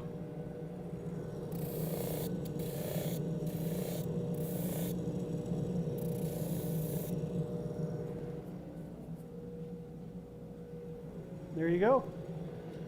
So where's that one piece we had earlier? Second piece, here we go. So we're at 80 grit. All right. See how long it takes from 150 to 320 now.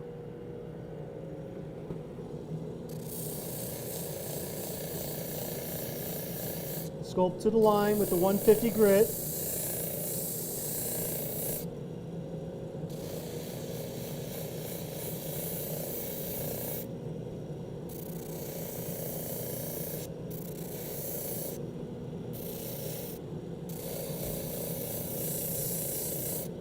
Okay, outer perimeter.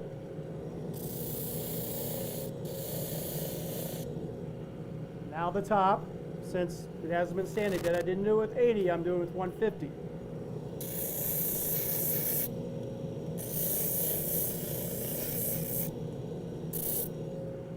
$220. Same steps.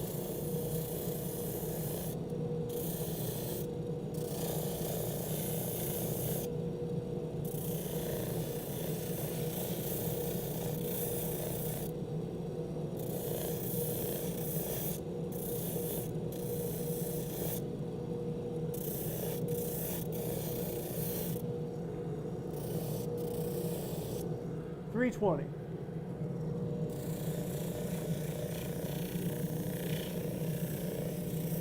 Sculpt to the line.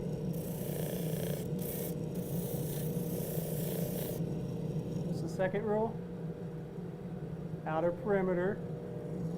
There's a test. You didn't think there's going to be any test here today, huh? And then the top.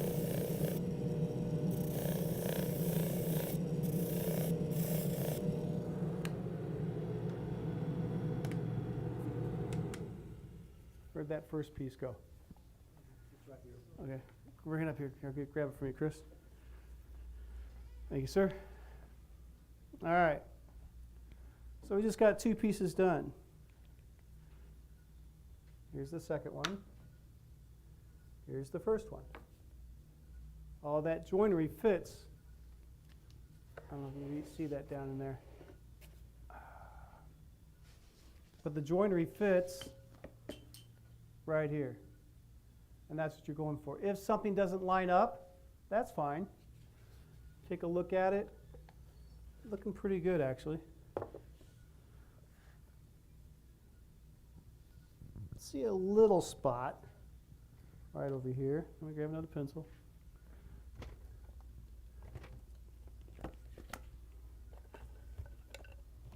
Where'd the box of pencils go?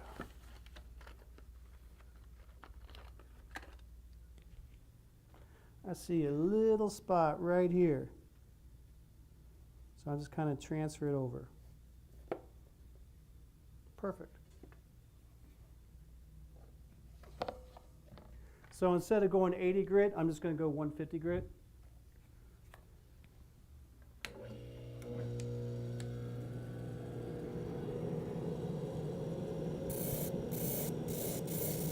$220,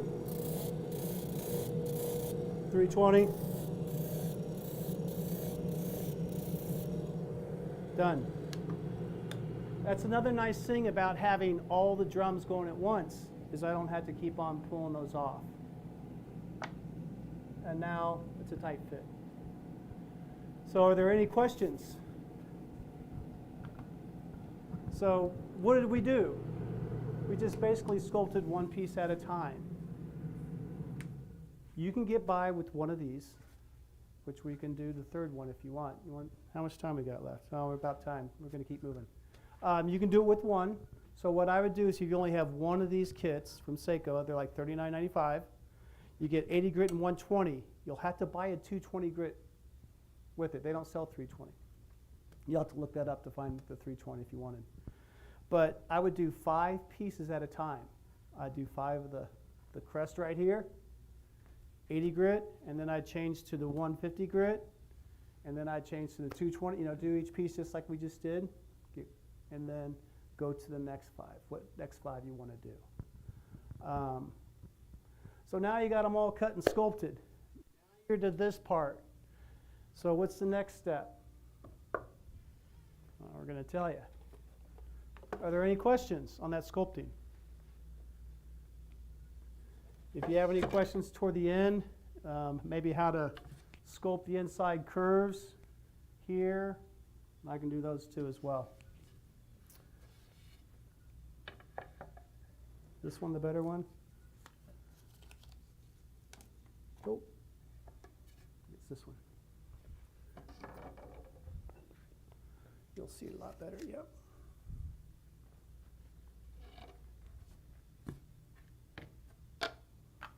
So what you're going to do is start over on that. Pretend like you're starting from scratch. You're going to take carbon paper. Go to Amazon or someplace, get some carbon paper. Sometimes they sell a 4-foot by 8-foot sheet.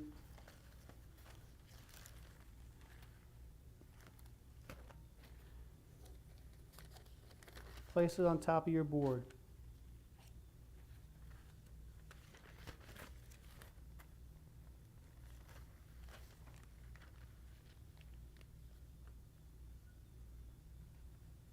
Take some blue tape. Anybody use this tadpole? Oh, awesome. Craig Arnold got me hooked up on that. It's awesome. You just tape and go. You don't have to fight it. Everything's right there. So I like to use 1/8 inch Baltic birch. That's just me.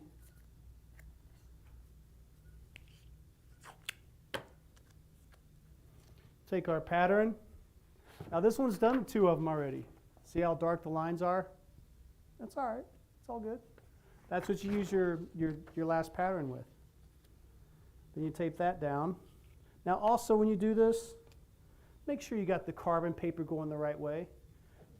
Take your pencil, make a mark on top and look at it, make sure you see the line. Because sometimes you'll do half and the other half's not done. It's like, oh, got to go back over it. It'll happen.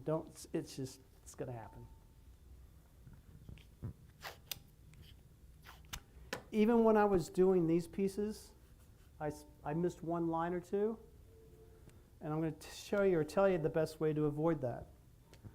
The best way of doing it is start with number 1. Draw number 1 out completely. Draw number 2 out.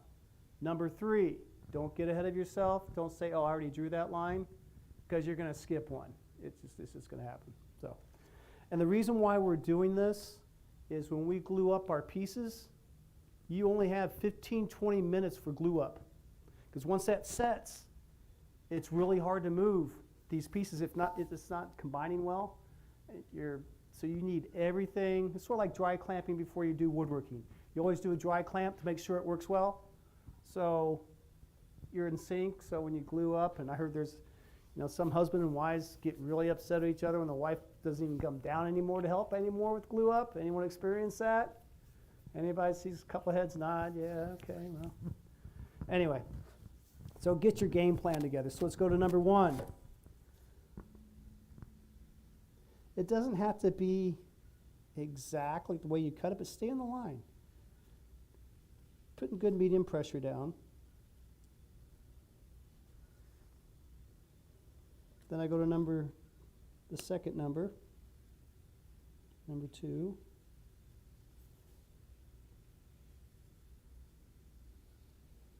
Then I do number 3.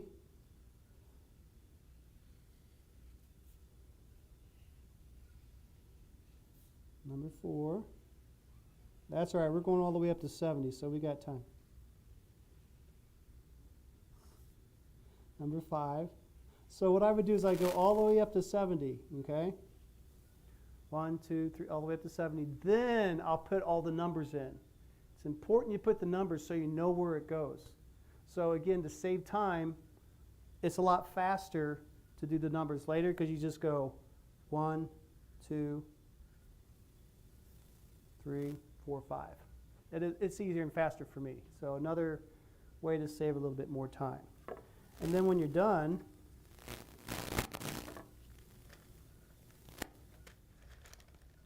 see, I forgot that side. Really?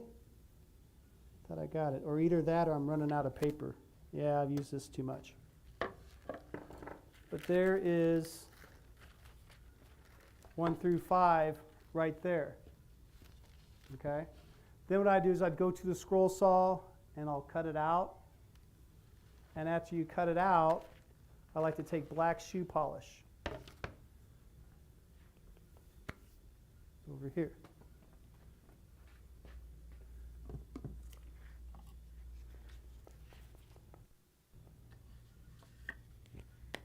Now, I don't have one cut out of the background. I was going to try to, but I didn't get to it. But you get this loaded up, and then on your Baltic birch, just go on the outside of it like that. Not on this piece, but on the one you just got cut out. Just kind of showing the reference. And the reason why you do that is so when it's against the wall, you don't see white. You'll see the white more against the wall than you will a dark line. And what you're going to do is that you do that, you're going to cut this 1/8 inch shorter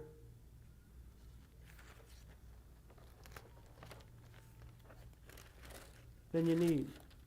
So I'd take a red pencil,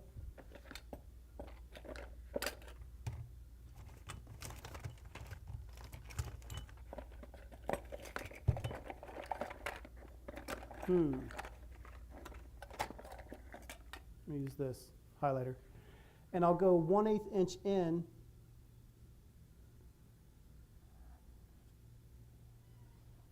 from the outer perimeter. So when I glue up,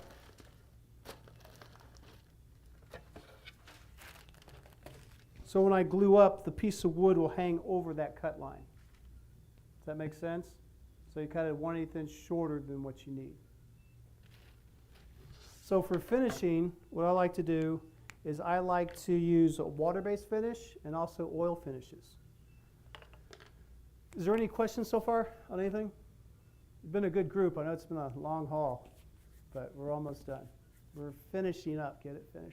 Not bad. I had a lot of them, but that's good. All right. So finishing.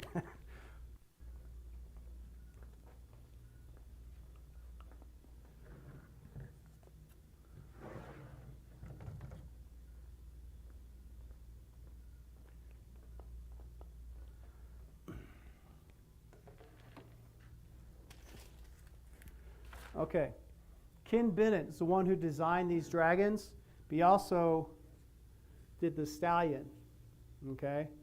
This finish here, now what I've been doing now is I've been putting the finish on the back and the type of woods that I'm using on the back of my panels.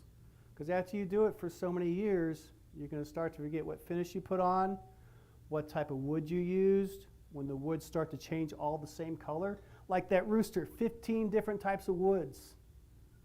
I'll tell you, I wrote them all down. But this here I put boiled linseed oil on the walnut first. This is walnut, this is wingy. This wingy is so dark it makes the walnut look light. It's beautiful woods. So I put oil on here. Now this cougar is a water-based finish, okay? It's a lot lighter in color. Water-based finish don't bring out the color of the wood that well. It's okay for light woods like holly and maple and aspen, right?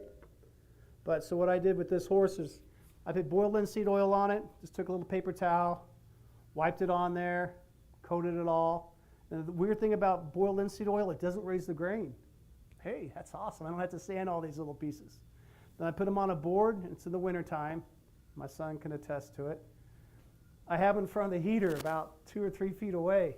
So I go to bed, the heat, I have one of those vents that curve, hits it at night, and I wake up in the morning, I flip the board over so the heat hits the other side. Come home from work, I flip the board over again. I go to bed, I keep on just switching it around so the heat evenly dries it out. And I'll do that for about 4 or 5 days. I want to make sure that boiled linseed oil is dry. I'm not a finishing expert. There's other people who are. Some people say a week to 10 days or 2 weeks. I'm impatient at doing this type of thing. But after it dried, I put water-based finish on it. I sprayed it with semi-gloss water-based. So I get to use the water-based finish, which is quicker and faster, but at the same time have an oil base underneath it to bring out the color. This one here, like I said, was just water-based. It's nice, it's still fine, but it could be a lot better. This one here on the fleur-de-lis, we used true oil.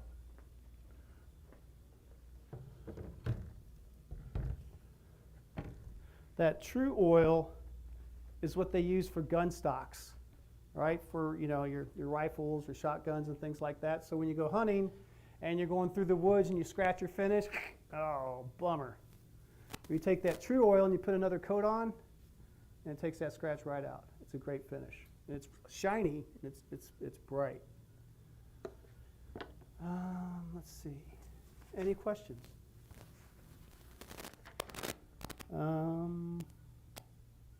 Scroll sign, blades, backer board, finishing. One other type of finish out there is also polyurethane. Now here's a bravery test, and I kid you not. What I've been starting to do is I glue up my pattern first, all my pieces on my wood, and then I finish it. You ever heard of Bob Ross, that bravery test? That's what that is. Because if you have fisheye or humidity in the air, and I've only had this happen to one project, 150 pieces. And it was an angel. I sprayed it and it started fisheyeing on me. So what you learn is take a small piece like these 5 pieces, glue it up, put the finish on it with your water-based finish, and see if it's good. And if it's good, then go ahead and put the spray finish on. So I sprayed finish this lion. This is Kathy Wise design, right? Water-based finish, right? Sprayed it on there, turned out fine. Stallion, water-based finish. The deer, semi-gloss. That was sprayed after it was glued. Okay? David, Yes, sir. on the gluing, you Yes. glue to the backer board. Do you also glue each piece to the neighboring piece? On this rooster, I will. Yeah, his question was, do I group the pieces together while I'm gluing, glue like 4 or 5 pieces together before the end? Depends how big it is, yes. Like this rooster here has over 70 pieces. So if I were to do this rooster, I don't know if you can see it or not, I would glue up this segment here, the honey locust. I would glue these bottom part and the feet together as one unit. I would glue this wingy down as a base so I can push all the other pieces against it. You know, acts like a platform. And then hope all these others fit. So I may glue the face together like here together. So now I just eliminated, I have 1, 2, 3, 4, 5 groups that I packetized. So that's 1, 2, 3, 4, 5, 6, 8, 9, 10, 14, 15, 16, 17, 18, 19, 20. About 30 pieces. So now I only have to deal with 40 instead of 70. So yes, there is a time that you do that.